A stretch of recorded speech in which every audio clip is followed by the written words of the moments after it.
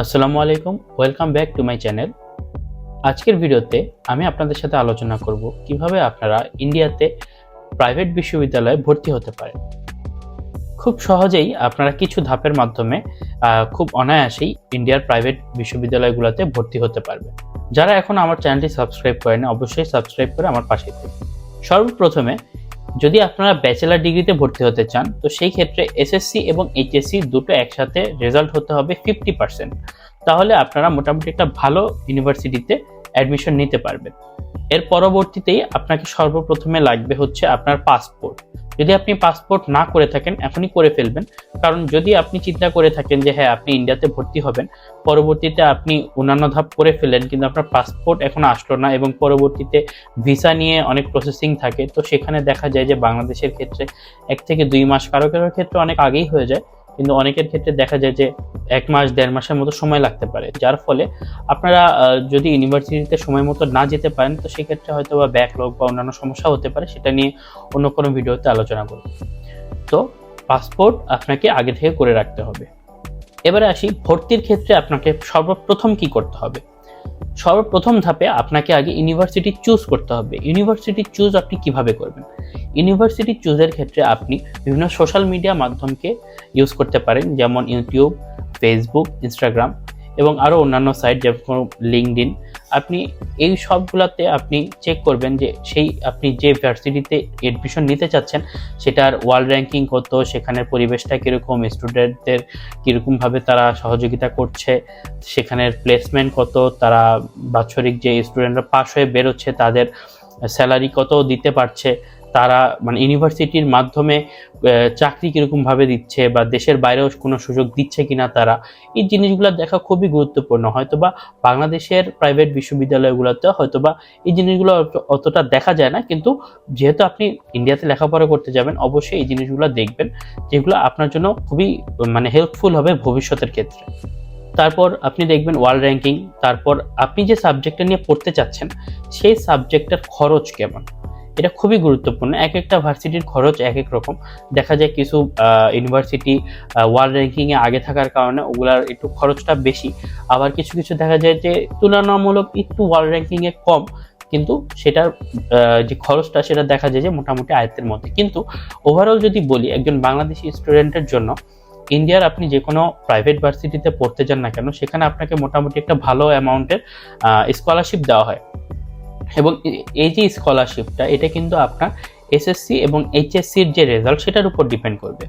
তাই স্কলারশিপের পর আপনার যে নির্দিষ্ট সাবজেক্ট সেটার কত খরচ আসে বছরে বা প্রতি সেমিস্টারে, পরীক্ষার ফিস, হোস্টেল বা আপনি যদি বাইরে থাকতে চান সেটার খরচ, সব কিছু একটা আনুমানিক ক্যালকুলেট আপনাকে করতেই হবে। এবং পাশাপাশি যারা চান যে বাসা থেকে আপনাকে মানে আপনার ফ্যামিলি থেকে আপনাকে বাইরে থাকতে দিবে না, সেই ক্ষেত্রে আপনাকে অবশ্যই হোস্টেল, এরপর মেসের খাবারের খরচ, তারপর অন্যান্য আসবার যে এক্সট্রা যে খরচগুলো সেগুলো অবশ্যই আপনাকে ওয়েবসাইট থেকে বা ইউনিভার্সিটির থ্রুতে দেখতে হবে। এখন ইউনিভার্সিটি তো আপনি সোশ্যাল মিডিয়ার মাধ্যমে সিলেক্ট করে ফেলেন, এখন ভর্তি কীভাবে হবেন?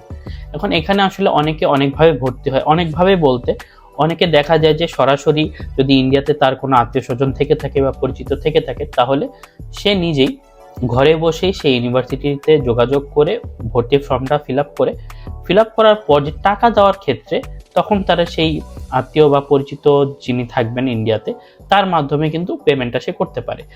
এই পেমেন্টটা যেটা হচ্ছে সেটা হচ্ছে মূলত কনফার্মেশনের জন্য যে হ্যাঁ আপনি এখানে ভর্তি হচ্ছেন এবং আপনি এই ফিসটা পেমেন্ট করলেন, মানে কিছু অংশ আপনাকে হয়তোবা শুরুর দিকে পেমেন্ট করতে হয়, যেমন আমার ক্ষেত্রেও শুরুতে কিছু অংশ আমাকে পেমেন্ট করতে হয়েছিল, বেশি না। আরেকটি সহজ উপায় হচ্ছে এজেন্সি। বিভিন্ন ধরনের এজেন্সি আমাদের বাংলাদেশে আছে যাদের মাধ্যমে আপনারা খুবই সহজে আপনার যে নির্দিষ্ট সিলেক্ট করা যে ইউনিভার্সিটি সেখানে আপনি ভর্তি হতে পারবেন। এজেন্সির ক্ষেত্রে আপনি প্রথমে এজেন্সিতে যাবেন বা কথা বলবেন ফোনের মাধ্যমে বা হোয়াটসঅ্যাপে, তাদেরকে জানাবেন আপনি কোন ইউনিভার্সিটিতে ভর্তি হতে চাচ্ছেন। তারপর তারা আপনাকে বাকি সব ডিটেলস, যেরকম আপনাকে কীরকম কাগজপত্র জমা দিতে হবে, কী কী কাগজপত্র প্রয়োজন সেই ইউনিভার্সিটিতে অ্যাপ্লাই করার জন্য, সেগুলো আপনাকে তারা জানিয়ে দিবে। তারপর আপনি সেই হোয়াটসঅ্যাপের মাধ্যমে বা আপনি সরাসরি যেও তাদেরকে সেই কাগজটি জমা দিতে পারবেন। সেই কাগজটি জমা দিলে তারাই আপনার হয়ে সেই ইউনিভার্সিটিতে সকল প্রসেস তারা করে দিবে। কিন্তু পরবর্তীতে একটা সীমিত পরিমাণে অ্যামাউন্ট যেটা কনফার্মেশনের জন্য ইউনিভার্সিটি চেয়ে থাকে, সেই ফিসটা আপনাকে সাবমিট করতে হবে তাদের কাছেই, মানে এজেন্সিতেই। যেহেতু আপনার কোনো পরিচিত কেউ ইন্ডিয়াতে নেই, যার কারণে এজেন্সি আপনার একটা মাধ্যম।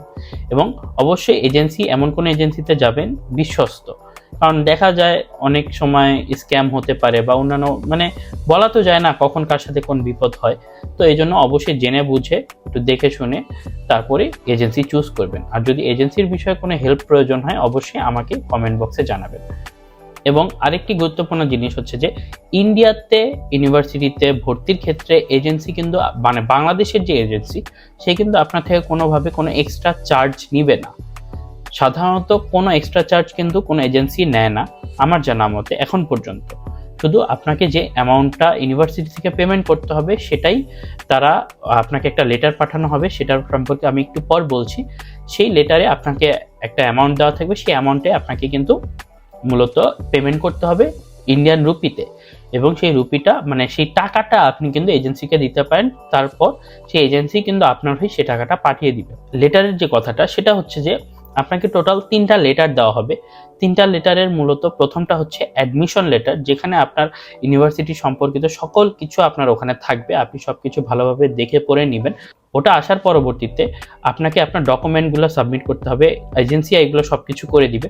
করার পরে আপনাকে একটা কনফার্মেশন লেটার দেওয়া হবে, যেখানে আপনাকে কত টাকা দিতে হবে এবং বাকি আশয় বিষয়ে আপনার বাবার নাম, মায়ের নাম, আপনার পাসপোর্ট, আপনার বাকি সব কিছু, এই সব কিছু কিন্তু আপনাকে এই কনফার্মেশন যে লেটারটা থাকবে ওটাতে আসবে।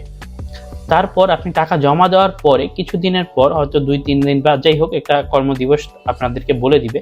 সেই কর্মদিবসের পর আপনাদের কাছে আরও একটা মেইল আসবে, যেই মেইলের মাধ্যমে মানে মেইলের মাধ্যমে একটা লেটার আসবে, যেই লেটারে আপনাকে কনফার্মেশন, তো আপনি যে টাকাটা দিয়েছেন সেটা তাদের রিসিভের পর আপনাকে ভিসা পারমিশনের জন্য একটা বোনাফাইড লেটার দেওয়া হবে। যে বোনাফাইড লেটারটা আপনি ভিসাতে অ্যাপ্লাই করবেন, যখন আপনি ভিসার জন্য আবেদন করবেন, তখন এই যে লেটারটা আপনাকে সাবমিট করতে হবে এবং দেখাতে হবে ইন্ডিয়ান এম্বাসিকে যে আপনি অমুক জায়গার অমুক ইউনিভার্সিটিতে আপনার যে লেটারটা, বোনাফাইড লেটারটা, সেটা তারা অ্যাকসেপ্ট করছে এবং তারা আপনাকে এই ভিসাটা দেওয়ার জন্য আপনার অনুরোধ জানাচ্ছে।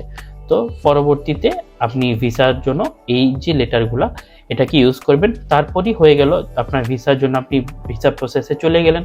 ভিসা প্রসেসের পর শেষ, এখন শুধু ভিসা আসার অপেক্ষা। ভিসা যখন আপনি হাতে পেয়ে যাবেন তখন আপনার এর মধ্যেই হয়তো বা আপনাকে ইউনিভার্সিটি থেকে মেসেজ করা হবে, কল করা হবে, আপনার ক্লাস কবে, এরপর আপনার অন্যান্য সকল জিনিস, যেমন যদি আপনি হোস্টেলে থাকতে চান, হোস্টেলের ক্ষেত্রে আপনি চুজ করতেও পারেন, নাও করতে পারেন যে হ্যাঁ আপনি কীরকম হোস্টেলে থাকতে চান।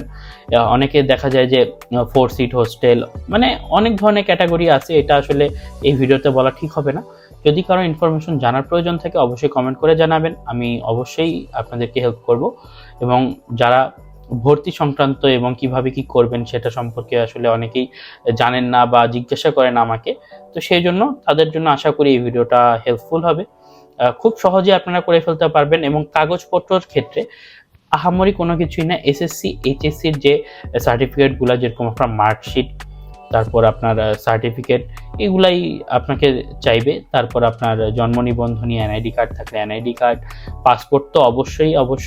এবং পাসপোর্ট করার ক্ষেত্রে আপনারা অবশ্যই আগে থেকে খেয়াল রাখবেন যে আপনাদের যেন কোনো ভুল না হয়, কারণ শেষ মুহূর্তে এসে আপনি পাসপোর্ট করছেন, সেখানে যে পরবর্তীতে যদি কোনো সমস্যা হয়, যেরকম নামের সমস্যা হতে পারে, বাবার নামের, মায়ের নামের, বা ডেট অফ বার্থের, মানে যে কোনো সমস্যা এড়াতে প্রয়োজনে আগে পাসপোর্টটি করে রাখুন, যেটাতে আপনারই উপকার হবে।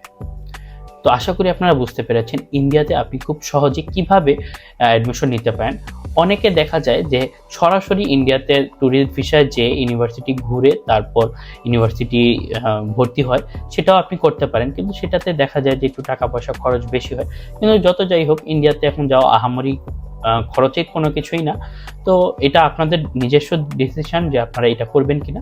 এবং বাকি যে প্রসেসগুলো বললাম অবশ্যই আপনারা আগে থেকে ভেবে চিন্তে তারপর করবেন। আশা করি ভিডিওটি আপনাদের অনেক উপকারে আসবে। আজকের মতো এ পর্যন্তই। সাবস্ক্রাইব করে আমার চ্যানেলটির পাশেই থাকবেন। ধন্যবাদ সবাইকে।